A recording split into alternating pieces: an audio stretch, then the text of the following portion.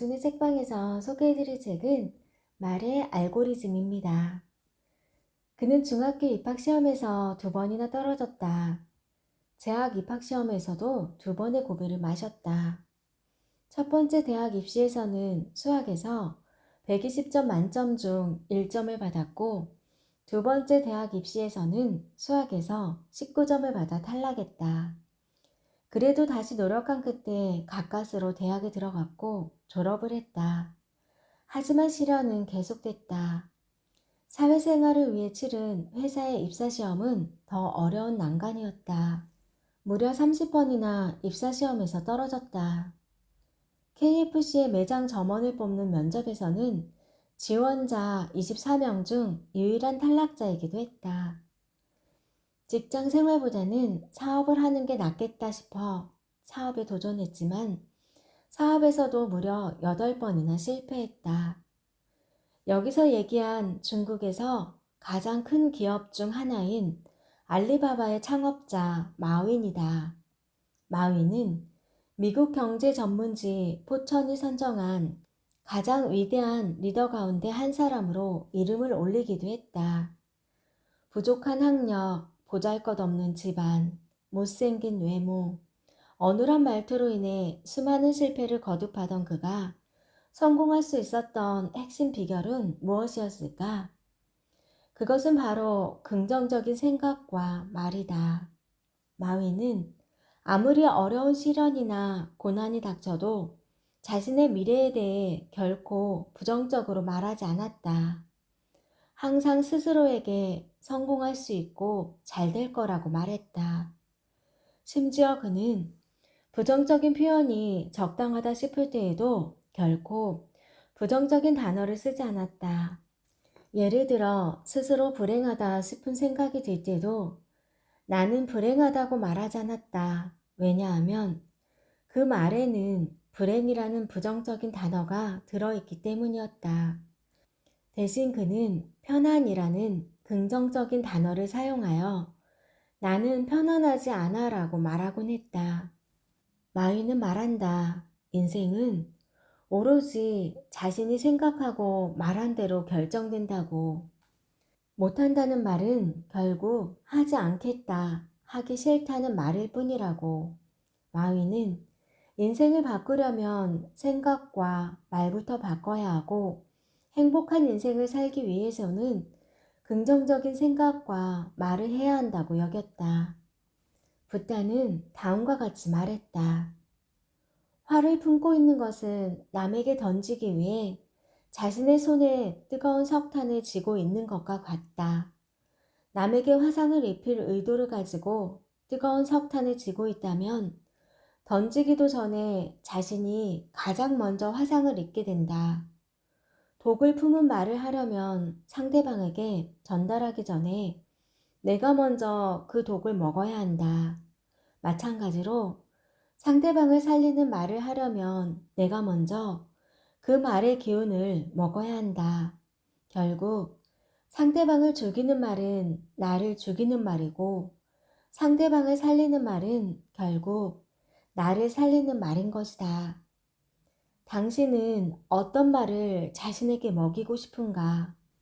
무슨 내용을 말하든 누구에게 말하든 말할 때마다 가장 먼저 듣는 자는 당신임을 기억해야 한다.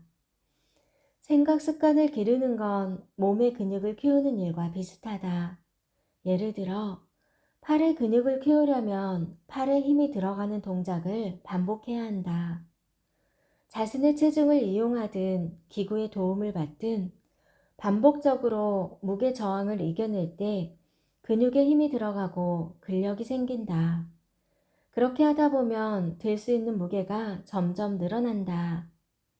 생각 습관도 마찬가지다. 이는 마음의 근육을 키우는 것이라 볼 수 있다. 내가 쉽게 부정적인 생각으로 빠지는 이유는 긍정 근육보다 부정 근육이 더 발달했기 때문이다. 그러니 긍정 근육을 반복적으로 써서 크기를 키워야 한다. 자꾸 긍정적인 생각을 하다 보면 점점 더 긍정적으로 생각하기 쉬워지고 그 빈도 또한 늘어나게 된다. 긍정 근육을 키우는 첫걸음은 자신이 어떤 생각에 주의를 두고 있는지를 먼저 알아차리는 것이다. 이와 관련된 유명한 인디언 일화가 있다. 한 인디언 할아버지가 손자에게 이렇게 말한다. 인간의 마음에는 착한 늑대와 나쁜 늑대가 살고 있단다. 이 둘은 늘 싸우지. 손자가 묻는다. 어떤 늑대가 이겨요? 할아버지는 손자에게 이렇게 대답한다. 내가 먹이를 주는 늑대가 늘 이긴단다. 이때 할아버지가 말한 먹이는 바로 주의다. 내가 어디에 자주 주의를 기울이는지에 따라 이기는 늑대가 달라진다. 자꾸만 부정적으로 흐르는 생각의 알고리즘을 바꾸기 위해 가장 먼저 필요한 것은 바로 나는 지금 어떤 늑대에게 먹이를 주고 있는가 하는 물음이다. 일상생활을 하다가 틈틈이 이 말을 자신에게 건네보자. 그 순간이 바로 생각의 알고리즘이 바뀌게 되는 시작점이 될 것이다. 말은 생각을 반영한다. 그리고 생각은 자신의 주의가 어디로 향해 있는지 알려준다. 힘들고 불편한 곳에 주의가 있으면 그와 관련된 생각을 하게 되고 이는 다시 말로 나오게 된다. 습관화된 말은 우연히 나온 말도 아니고 얼떨결에 나온 말도 아니다. 종을 울린 다음에 개한테 먹이 주는 것을 반복했더니 나중에는 종소리만 들려줘도 개가 침을 흘리게 되었다는 파블로프의 개 실험처럼 어떠한 상황에서 특정한 생각을 하는 것을 반복하다 보니 자신도 모르게 그와 관련된 말이 입에 달라붙게 된 것이다. 따라서 자신이 습관처럼 부정적인 말을 쓰고 있다는 것은 부정적인 생각을 습관처럼 한다는 말과 같다.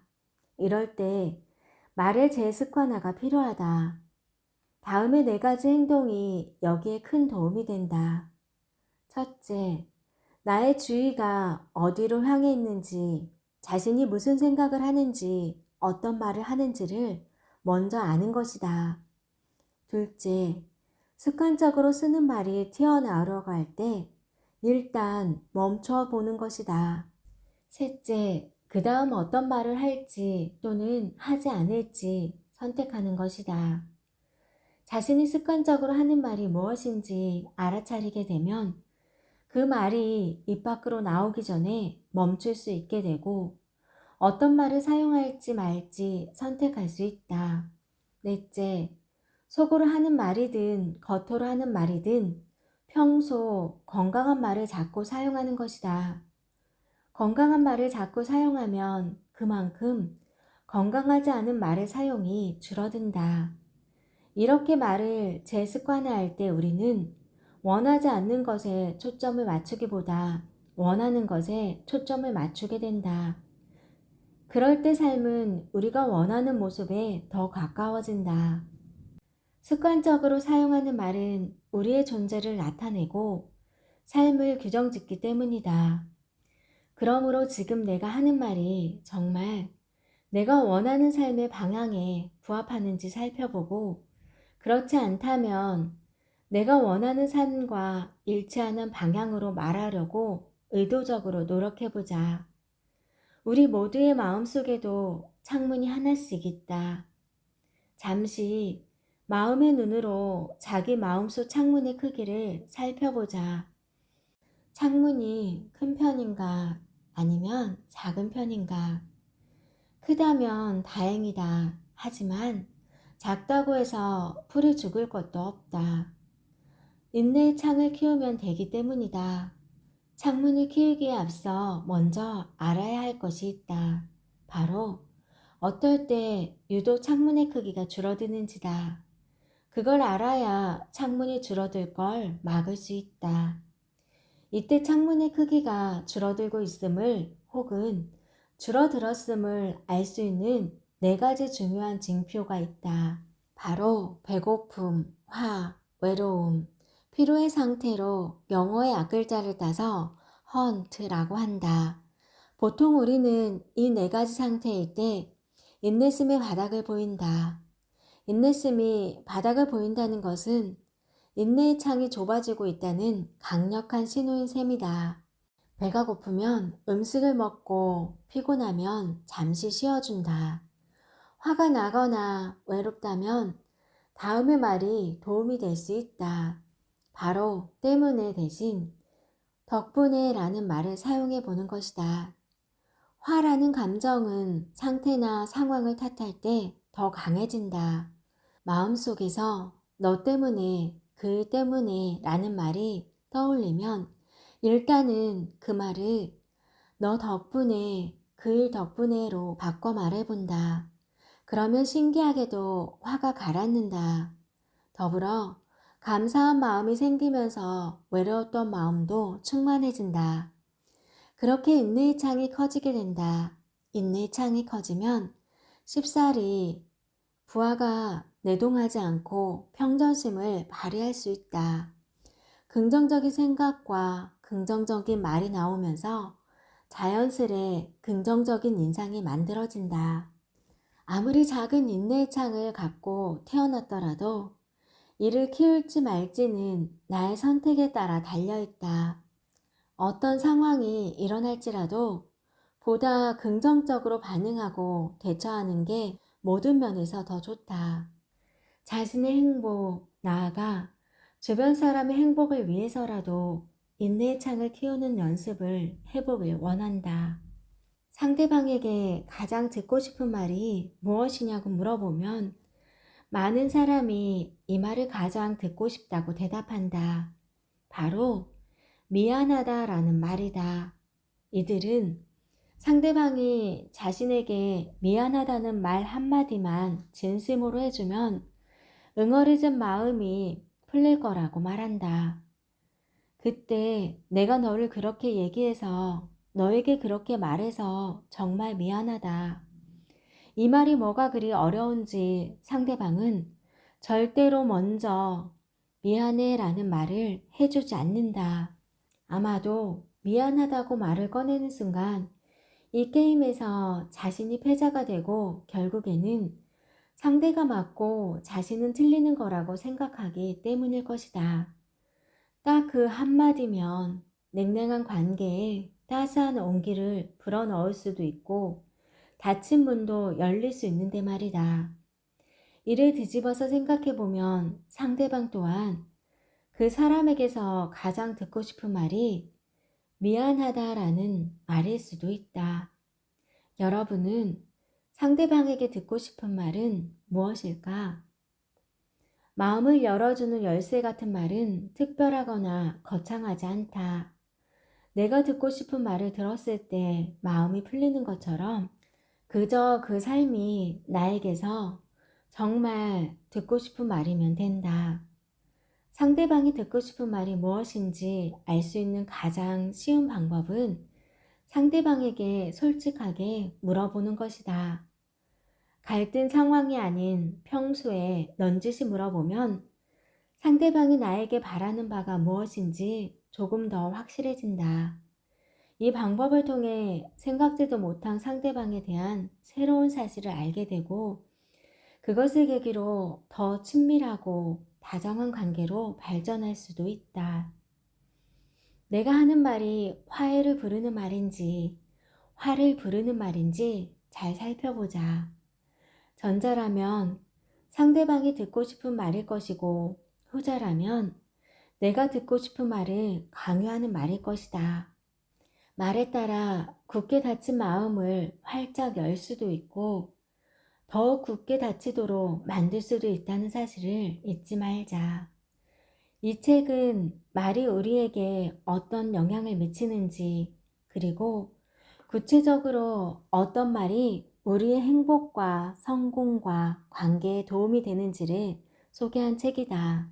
말을 통해 행복과 성공과 좋은 관계를 마음의 무대 위로 자꾸 불러내는 것이다. 이 과정을 통해 좋은 말이 내면의 언어로 자리 잡게 되면 기존의 말 습관과 생각 습관이 변화하면서 부와 행복을 끌어당긴다.